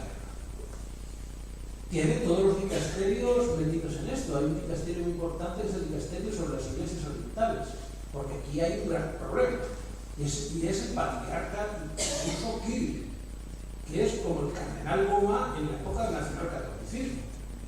Igual que aquí los obispos bendecían al maldito dictador Franco, está claro, maldito dictador Franco, Kirill es una persona que bendice a Putin, que dice que la guerra de Putin ya en Siria era sagrada, que esta guerra es sagrada y que ha roto las iglesias ortodoxas, porque el patriarcado ortodoxo de Ucrania está enfrentado al patriarcado ortodoxo ruso, y es más, este Kirill es tan putinesco, es tan Putin el Kirill, que ha roto en la estructura de las iglesias ortodoxas. Hay todos los patriarcas son iguales, pero hay lo que se llama el primum inter pares, de todos los que somos iguales, el primero, pero sin ser como el Papa, que es el patriarca Bartolomé I de Constantinopla. Esto es la gran autoridad en el mundo, pues lo odia a muerte, porque es del estilo del Papa Francisco. De hecho, son íntimos, el Bartolomé I y el Papa Francisco. Entonces, ¿qué pasa?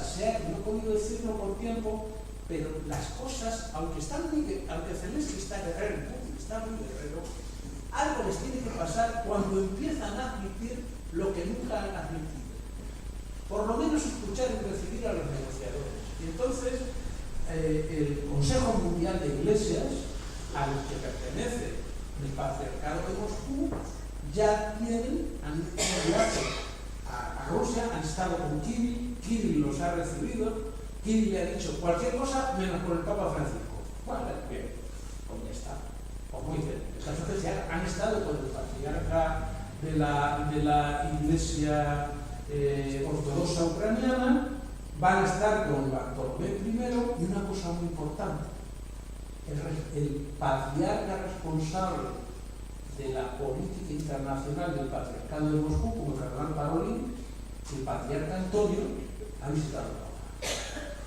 Lo debajo de las dos guerreras,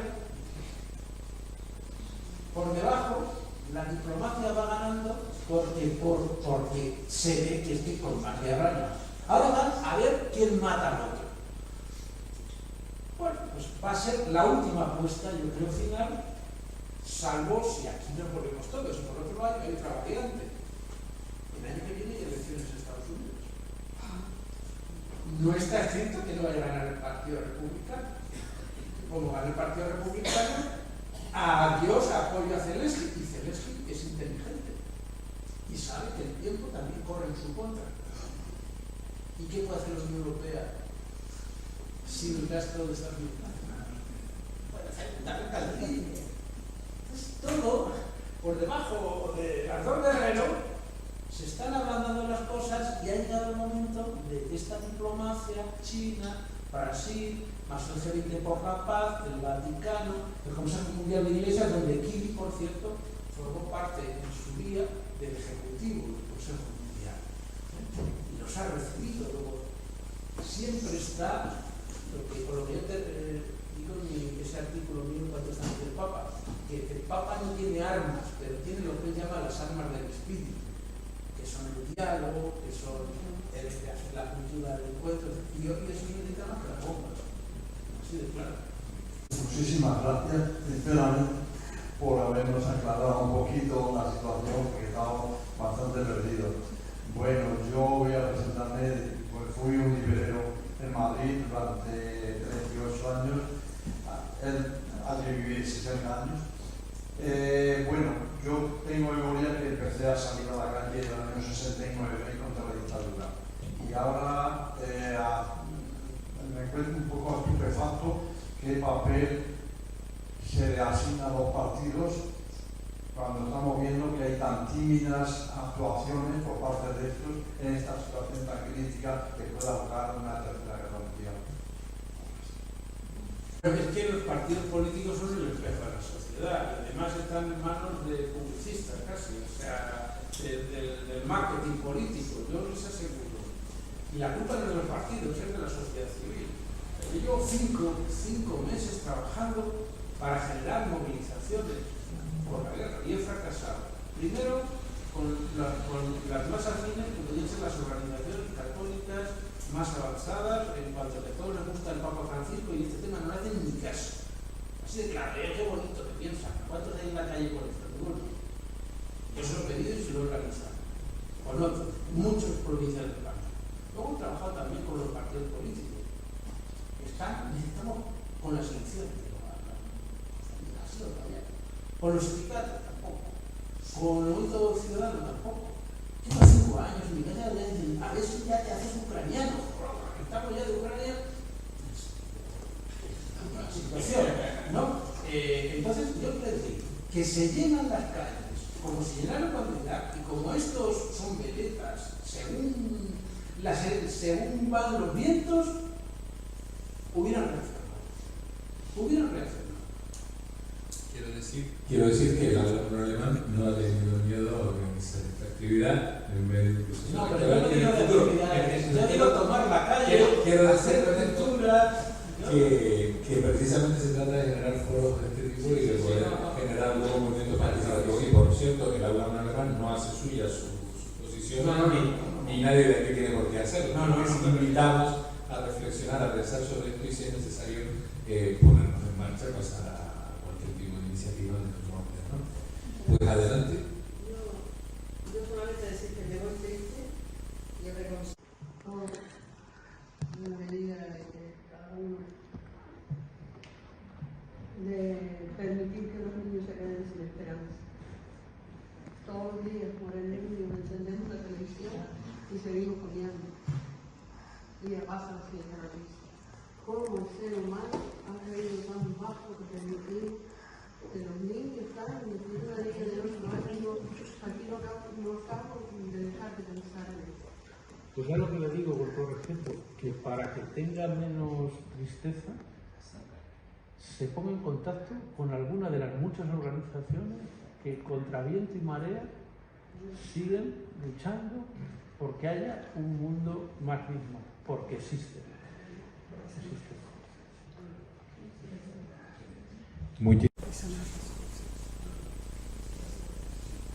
Muchísimas gracias por haber participado en esta sesión del aula, en particular.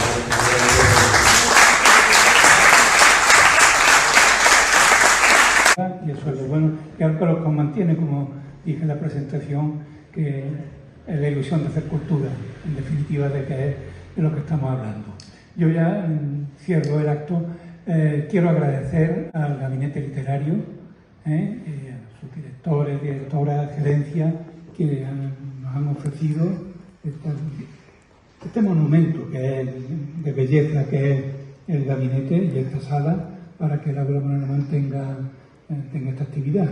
Es nuestro interés el salir siempre de la misma aula, que es donde nosotros celebramos habitualmente las conferencias, para estar presentes en aulas de la ciudad. Es decir, ya utilizamos el patio del Cabildo, ahora aquí, y vamos a seguir pues paseándonos, digamos, por todos los foros culturales que nos puedan a nosotros acoger.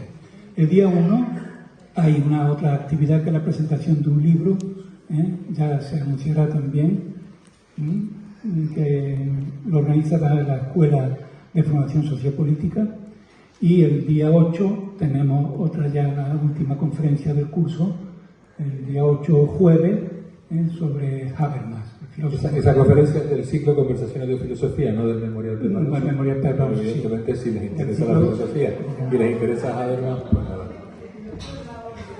Así que, ya lo sé, ya lo sé, que están siempre invitadas e invitados, y que, como siempre lo digo, soy muy repetitivo, quienes vienen aquí son también parte del aula, forman parte del aula, son aulas Manuel Alemán. Pues la cultura no pertenece a nadie ni tiene esa exclusividad, sino que hay que difundirla y participar de ella.